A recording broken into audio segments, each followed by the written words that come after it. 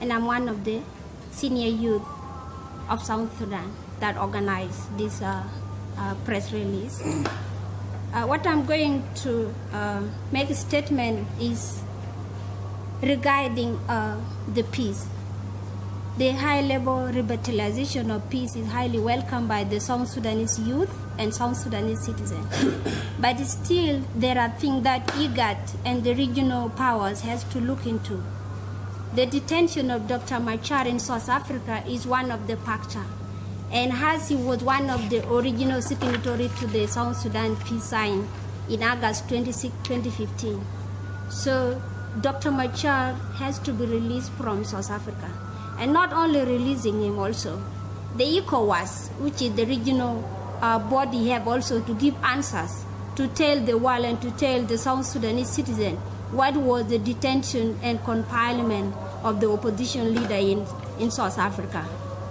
Second to that, we have seen that a lot of atrocities are being committed on the ground, and currently the two warring factions, including the warlord on the ground, they have started using warfare. Warfare in a sense that communities are being incited against one another. As we are talking now, there is massacre going on in Warab state between Agwak and Apuk, and these are Dinkas. There is also fighting going on in Jonglei state, Murley, killing the innocent women and children, abducting them. And also, government has a hand in it also, because government is the one arming individual group against the others. There is ongoing fighting too in Unity State and in all over the country. So the two warring factions, actually, they have narrowed down fighting and conflict in a sense that communities are the one now to finish themselves rather than, them now commanding their forces. There has also a human rights violation. Raping has been, the major, tactic being used by the forces, and torturing and also extrajudicial killing is also being part of the, the warfare. There has been also unknown gunmen, but we don't know as a citizen who is really commanding the unknown gunmen in Juba. If President Kiir is in Juba saying that he's a president, and unknown gunmen is keep terrorizing people along the highway, people, it do attack people at home, robbing, looting people, and raping women at the same time. We also had the regional powers also to intervene, to investigate, the atrocities committed, regard to the conflict. Also, we have seen IGAD also is failing to use the good measures, in tackling and resolving the conflict.